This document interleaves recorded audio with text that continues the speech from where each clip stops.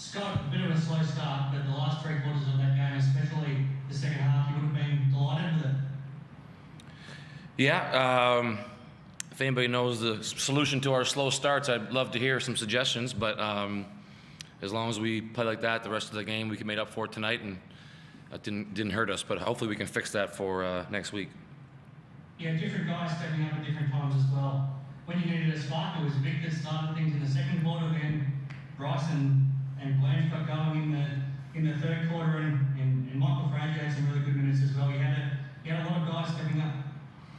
No, I think everyone that played contributed a great deal. Different guys kind of got hot at different times, but that's the benefit of having close to a full roster, which we haven't really had all season. So we saw the benefits of that tonight, and we just got to make sure we play the right way, move that ball, and get everyone lots of touches so that when we need them to step up, they have a good rhythm. Mitch Norton's game probably won't stand out on the box score, but the fact that he's now finding his feet, he's running the offense nicely again, and his defense on Tyler Harvey, he had a big impact. Yeah, no, he did a good job, and same with Mike Frazier. Those guys really did a good job defensively with really tough assignments. Those two were, in actions all night against really good players, and didn't shut them down. You can't shut those kind of guys down, but definitely made them earn their points, and that's what we have to do to beat these tough teams that have a lot of talent. And Blanche, you enjoy playing on this floor, don't you? Yeah, it's always nice to see the ball go through the rim.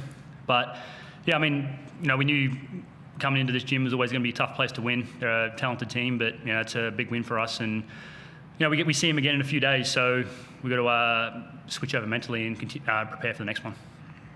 It's been a tough few months for you. How nice is it to be back out there looking healthy and playing some good basketball again?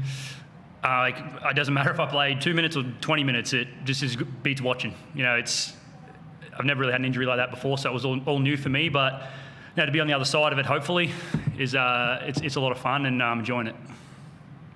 You got something, Craig?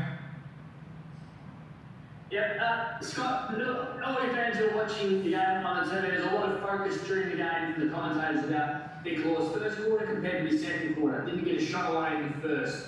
Can you explain, from what your perspective, why the sudden change in the way he was able to play? I mean, the easy answer would be he just shot it and didn't pass it. But we didn't get him as many touches as we probably should have in the first quarter. But he did get a couple of potential assists on his post-up where he kicked it out to, I believe, Mitch. He drew a foul another time, and he had a kick-out 3 potential assists. So it's not like he wasn't contributing to the offense. But, maybe it's on me to make sure everyone gets their touches earlier.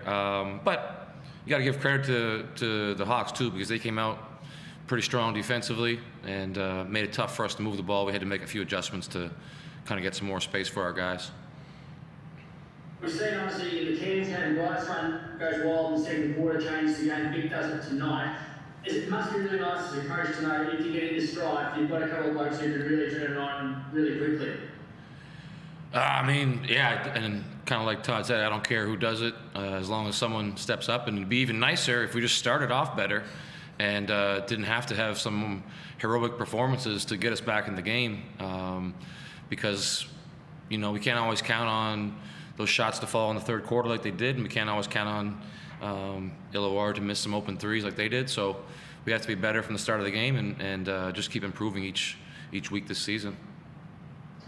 So other than bringing Matt into the 5, did you do anything different with your preparation on game day today to try to improve that start?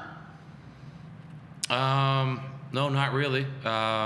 We had a very short time to prepare for this game against a really tough team. So I was kind of proud of the guys I thought we were ready to play in terms of our game plan, but for some reason we took a few minutes before we started executing.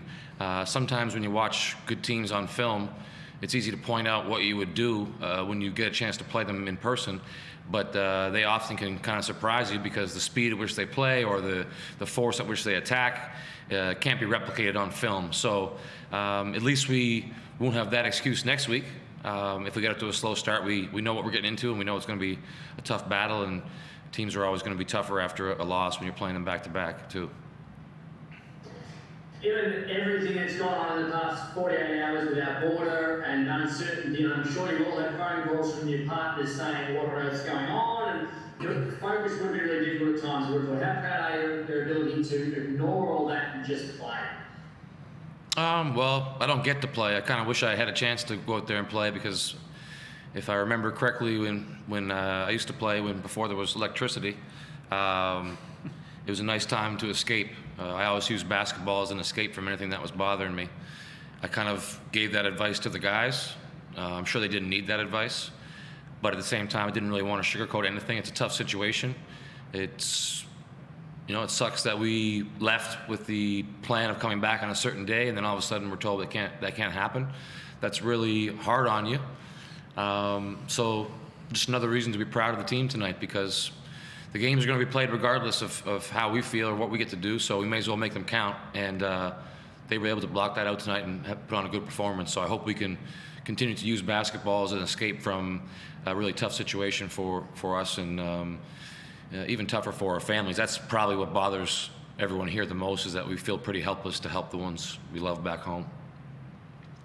Oh, you're not in the lights. It's obviously the same situation. You get the kids that Scott has, but you've got a partner who's over here without family and friends. Yeah, for sure. And, that definitely, everyone's sort of in the same situation. Some guys have kids, some guys don't. But we'll have, at the end of the day, we'll have family that we'd love to get back to. But at the same time, I think we just got to try and control what we can control. There's a lot of things out of our reach, and as Scott said, basketball is what we're over here to do, and we've got to try and focus on that as best we can, and try and play as many games as win as many games as we can. Hey, Jackson. Scott, there are a lot of questions about the recruitment of Michael Fraser in the off-season. Instead of going after an import big, tonight he had 9, 11 and 5. What are your thoughts on this game tonight? I thought he was really good. He's in a tough spot, too, because he's not usually the first option offensively. I mean, if we play the right way in offense, everyone's going to get their chances to shoot and score and attack. But, he's not the first option that we were calling plays for. So coming in as an import, that's something he had to get his head around. He's done a great job just doing whatever the team needs. And tonight the team needed him to play tough defense on really good players, which he did. Execute a defensive game plan, which he did. And then he added the playmaking and the rebounding. It'd be tough to find an import big that can get you 11 rebounds and 5 assists. I'm sure there's some guys out there, but I'll take what Mike brings, in his skill set over any other player that we could have gotten. So I'm really happy with his progress. He's another guy that didn't get much chance in the preseason because he was injured.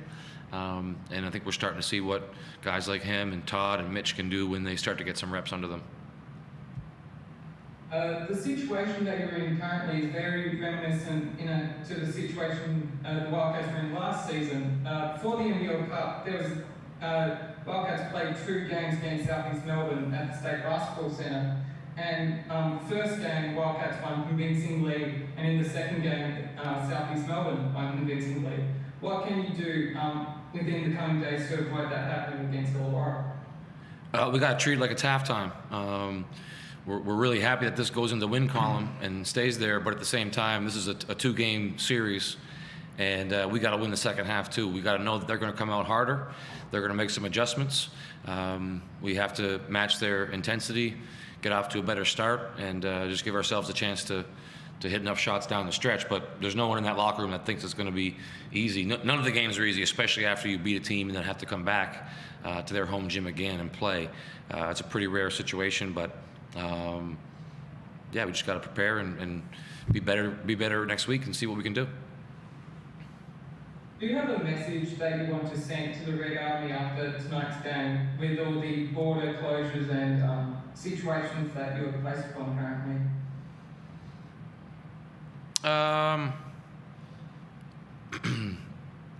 What I've learned is there's pretty split sides to what's going on there. I'm not really a big political person.